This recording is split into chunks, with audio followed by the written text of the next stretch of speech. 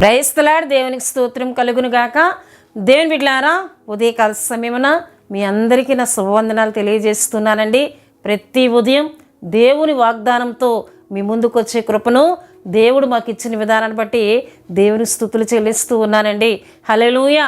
దేవుని బిడ్డలారా, ప్రతి దినం దేవుని వాగ్దానంతో ప్రార్థనతో దినమును ప్రారంభించుకునే కృపను దేవుడు మనందరికీ అనుగ్రహిస్తున్న విధానాన్ని బట్టి దేవుని మనం స్తుతించాలండి. హల్లెలూయా, హల్లెలూయా. ఎందుకంటే ప్రియదేవుని బిడ్డలారా, భయంకరమైన యొక్క దుర్దినాల్లో దేవుని మాట మాత్రమే మనల్ని బలపరచగలదు. దేవుని మాట మాత్రమే మనకు ధైర్యమును కలుగు చేయగలదు. దేవుని వాగ్దానంతో ఎవరైతే దినమును ప్రారంభించుకుంటారో ఆ దినమంతా కూడా ధైర్యంగా వారి పనులను వారు చేసుకొనగలరు. ఎందుకంటే ఉదయకాలం దేవుడు తన వాగ్దానం ద్వారా ఆయన నాతో మాట్లాడారు అని దేవుని వాగ్దానం పట్టుకొని దినమంతి ప్రయాణంలో అవ్వచ్చు దేవుని బిడ్డలారా, వారు చేస్తున్న పనుల్లో అవ్వచ్చు దేవుని బిడ్డలారా, ఎక్కడ వారు ఉన్నా దేవుని సహాయం బట్టి దేవుని మాటను బట్టి ధైర్యంగా బ్రతకగలరండి. హల్లెలూయా, హల్లెలూయా. గనుక దేవుని బిడ్డలారా, దేవుని వాగ్దాన మాటలను ప్రతి ఉదయకాలం విని చివరిలో జరుగుతున్న ప్రార్థనలో ఏకీపించి దేవుని కృపను పొందుకోవాలని ప్రభుపేట తెలియజేస్తూ ఉన్నానండి. హల్లెలూయా. దేవుని బిడ్డలారా, ఈ ఉదయకాలం కూడా దేవుడు ఒక చక్కటి వాగ్దానంతో మనందరితో ఆయన మాట్లాడుతున్నారు. ఆ వాగ్దాన వచనమును మనం చదువుకుందాం. ఇర్మియా గ్రంథము 7వ అధ్యాయము 23వ వచనమును ఈ దిన మన వాగ్దానం కొరకు మనం చదువుకుందామండి. ఏదనగా, నా మాటలు మీరు అంగీకరించిన యెడల నేను మీకు దేవుడనై ఉందును, మీరు నాకు జనులై ఉందురు, మీకు క్షేమము కలుగునట్లు నేను మీకు ఆజ్ఞాపించున్న మార్గమంతటి యందు మీరు నడుచుకొనుడి. హల్లెలూయా, హల్లెలూయా. దేవుని బిడ్డలారా, దేవుడు తన బిడ్డలతో, యూదులతో, ఇశ్రాయేలు ప్రజలతో ఆయన మాట్లాడుతూ ఉన్నారు. నేను మీకు దేవుడిగా ఉండాలంటే, మీరు నాకు ప్రజలుగా ఉండాలి అంటే, అంతేకాకుండా మీకు క్షేమము కలగాలి అంటే మీరు చేయవలసిన పని ఇది, మీరు చేయవలసినది ఇది అని ఆయన ఖండితముగా ఇక్కడ ఆజ్ఞాపిస్తూ చెప్తున్న వాగ్దాన మాటగా ఈ మాటను మనం చూస్తూ ఉన్నామండి. హల్లెలూయా. అయితే ఆయన ఏమండి, మీ పితరులతో నేను ముందుగా సెలవిచ్చానని చెప్తూ ఉన్నారు. 22లో మనం చూస్తే, నేను ఐగుప్తు దేశములో నుండి మీ పితరులను రప్పించిన దినమున దహన బలులను గూర్చి కానీ బలులను గూర్చి కానీ నేను వారితో చెప్పలేదు. అట్టి వాటిని గూర్చి నేను ఏ ఆజ్ఞయూ ఇయ్యలేదు. ఈ ఆజ్ఞ మాత్రమే నేను వానికి ఇచ్చి తిని. హల్లెలూయా. నేను ఐగుప్తు దేశములో వారిని బయటికి తీసుకుని రావాలన్నా ఆ దినమున నేను వారికి ఏది అంటే బలులు మీరు అర్పించాలి, మీరు ఇలా ఉండాలి అవి చెప్పలేదు, కానీ నేను ప్రధానమైన వాటిని వారికి తెలియజేశాను. అదేమిటంటే మనం చదువుకున్నాం, ఏదనగా నా మాటలు మీరు అంగీకరించిన యెడల, నా మాటలను మీరు అంగీకరించిన యెడల నేను మీకు దేవుడిగా ఉంటాను. హల్లెలూయా. ఎవరైతే దేవుని బిడ్డలారా ఆయన మాటలను అంగీకరిస్తారో, ఆయన చెప్తున్న మాటలను విని అంగీకరించడం అంటే దేవుని బిడ్డలారా అలాగూ చేస్తామని సమ్మతించడం. హల్లెలూయా. అంగీకరించడం అంటే దానికి ఒప్పుకోవడం. మీరు నా మాటలను అంగీకరించిన యెడల నేను మీకు దేవుడిగా ఉంటాను అని దేవుడు ఉదయకాల సమయంలో మనందరితో ఆయన మాట్లాడుతున్నారు. అంతేకాకుండా ఆయన అంటున్నారు, దేవుని బిడ్డలారా, మీరు నాకు జనులై ఉందురు, మీరు నాకు పిల్లలుగా, మీరు నా జనాంగముగా ఉంటారు. ఎప్పుడు అంటే మీరు నా మాటలను అంగీకరించినప్పుడు. అంతేకాకుండా అంటున్నారు, మీకు క్షేమము కలుగునట్లు నేను మీకు ఆజ్ఞాపించున్న మార్గం అంతటి యందు మీరు నడుచుకునుడి. మీకు క్షేమము కలగాలి అంటే నేను ఆజ్ఞాపించిన మార్గంలో మీరు నడవాలి. నేను ఏ మాటలైతే మీకు తెలియజేస్తూ ఉన్నానో, మీరు ఎలా బ్రతకాలని మీకు మార్గాన్ని నేను ఏర్పరిచాను, ఆ మార్గంలో మీరు నడిచినట్లయితే మీకు క్షేమము కలుగుతుంది. మీకు క్షేమము కలుగుతుంది. కీడును మీరు పొందుకోరు, నష్టాన్ని మీరు పొందుకోరు.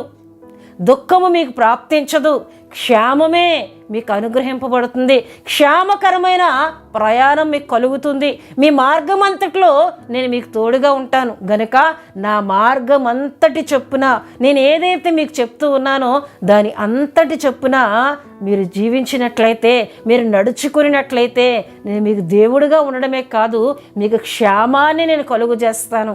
హల్లెలూయా.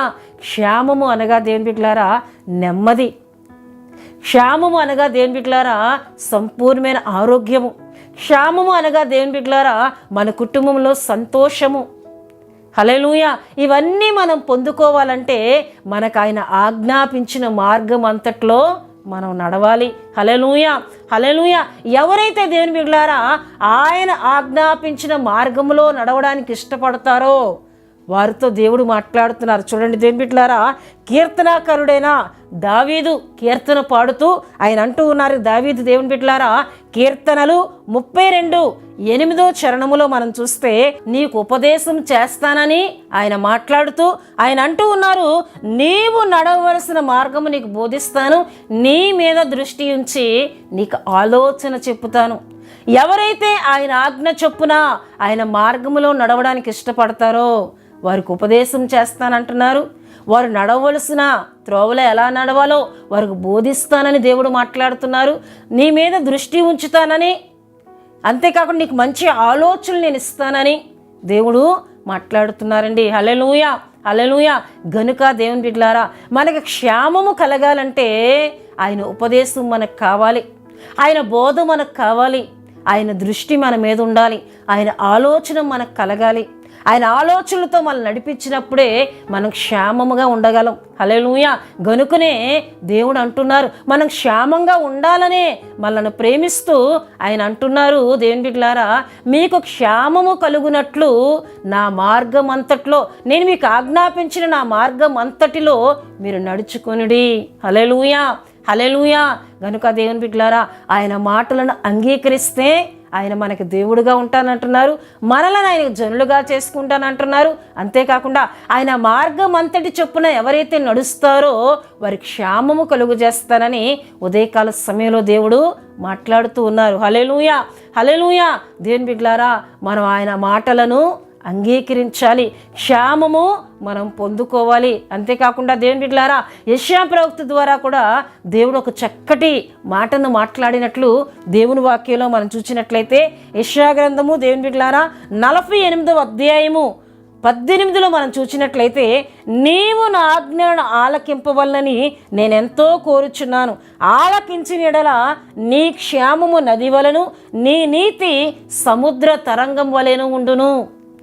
దేవుడు మాట్లాడుతున్నారు. అక్కడ ఇర్మియా ప్రవక్త ద్వారా ఆయన తన ప్రజలతో మాట్లాడిన రీతిగానే ఇక్కడ యెషయా ప్రవక్త ద్వారా కూడా దేవుని ప్రజలతో ఆయన బిడ్డలతో ఆయన మాట్లాడుతున్నారు. మీరు నా మాటలను ఆలకిస్తే, నా ఆజ్ఞలను మీరు ఆలకించినట్లయితే ఆయన అంటున్నారు నీ ఆలకించిన యెడల నీ క్షేమము నది వలెను. నది అనగా అది ఎప్పుడు కూడా ఏమండి నీరు పారుతూనే ఉంటుంది. నది అనగా అది క్షేమకరమైనది.